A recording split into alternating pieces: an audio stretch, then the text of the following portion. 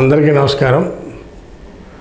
తెలంగాణలో కాంగ్రెస్ ప్రభుత్వం పనితీరుపైన ఇటీవల ఒక సర్వే నిర్వహించారు.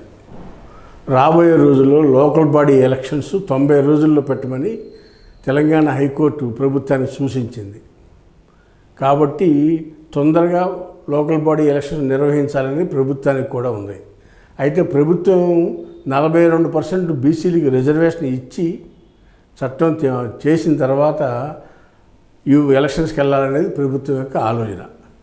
అయితే బీసీ రిజర్వేషన్ పక్కన పెడితే మిగిలిన విషయాల మీద ప్రభుత్వ పనితీరు ఎలా ఉంది అని అంచనా వేస్తే వచ్చిన రిపోర్ట్ ప్రకారం ఎలా ఉందంటే, ముందుగా జడ్పీటీసీ ఎంపీటీసీలు పెట్టి తర్వాత సర్పంచ్ ఎలక్షన్లు పెడితే మెరుగు అని ప్రభుత్వం ఆలోచనగా తెలుస్తూ ఉంది. దానికి కారణం రైతు రుణమాఫీ 2 లక్షల రూపాయలది సక్రమంగా అందరికీ జరగలేదు అనేది వ్యవసాయదారుల్లో ఉంది. సన్నాలకు డబ్బులు ఇస్తాము అని చెప్పి, సన్నాలకు 500 రూపాయలు బోనస్ ఇస్తామని చెప్పి ఆ బోనస్ కూడా సరిగ్గా ఎవరికి అందలేదు. రెండు సార్లు రైతు బంధు ఇవ్వలేదనేది రైతుల్లో తీవ్ర ఆగ్రహంగా ఉన్నారు. ఈ సర్వే గ్రామీణ ప్రాంతాల్లో 80 నియోజకవర్గాల్లో నిర్వహించారు. అయితే ఇందులో వచ్చింది గ్యాస్ డబ్బులు ఎవరికి పడలా. ఏది 500 రూపాయలు గ్యాస్ ఇస్తామన్నారు కదా, ఆ గ్యాస్ తాలూకా డబ్బులు అందరికీ రాలా. సబ్సిడీ డబ్బులు అకౌంట్లో పడలా. అంతేకాకుండా పెన్షన్ 4000 ఇస్తామన్నారు, దానికి అతిగతి లేదు. మహాలక్ష్మి పథకం పేరుతో 2500 రూపాయలు మహిళలకు ఇస్తున్నారు, దాని విషయం కూడా అతిగతి లేదు.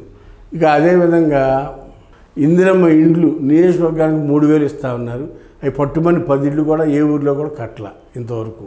ఇకపోతే తెలంగాణలో రియల్ ఎస్టేట్ డౌన్ అవటం వలన, హైడ్రా మూసీ వలన తెలంగాణలో రియల్ ఎస్టేట్ డౌన్ అయిపోయి గ్రామీణ ప్రాంతాల్లో కూడా ఏ రకమైన కొనుగోలు లేక, పొలాలు క్రయ విక్రయాలు లేక పోవడంతో రియల్ ఎస్టేట్ కూడా డౌన్ అయిపోయింది. రియల్ ఎస్టేట్ మెరుగ్గా ఉంటే అన్ని వర్గాల్లో ప్రజల్లో మనీ మార్కెట్ నడిచేది. దానివల్ల మనీ మూవ్మెంట్ కూడా తగ్గిపోయింది. అది కూడా ఒక కారణం. రియల్ ఎస్టేట్ డౌన్ అవ్వడం అనేది ఒక కారణంగా చెప్పు. దానికి కూడా ప్రభుత్వ చర్యల వల్లే రియల్ ఎస్టేట్ డౌన్ అయింది అనేది ప్రజల్లో బాగా నాటుకుపోయిన విషయం. ఇకపోతే ఫ్రీ బస్సు వల్ల ఆటో డ్రైవర్లకి వ్యాపారాలు లేక వాళ్ళల్లో అసంతృప్తి ఉంది ఆటో డ్రైవర్లలో. అందుకని ఫ్రీ బస్సు వలన ప్రతి ఒక్కళ్ళు టౌన్కి పోయి కొనుక్కోవడం వలన గ్రామీణ ప్రాంతాల్లో వ్యాపారాలన్నీ కూడా కుంటుపడిపోయినాయి. ఇలాంటి పరిస్థితుల్లో ఇవాళ ఎలక్షన్స్లోకి వెళ్తే 50% సీట్లు కూడా గెలవము అనేది ఈ సర్వే రిపోర్టుగా చెప్తా ఉన్నారు. రాబోయే రోజుల్లో కాంగ్రెస్ పార్టీ ఇదే పరిస్థితి కొనసాగితే నష్టం వస్తుందని ముందుగా గ్రహించిన రేవంత్ రెడ్డి రైతులందరికీ రైతు బంధు పథకం 9 రోజుల్లో 9000 కోట్ల రూపాయలు డబ్బులు రైతు భరోసా కింద ఇవ్వడం జరిగింది. అయితే దీన్ని ప్రజలు విశ్వసించట్లా. ఎందుకని?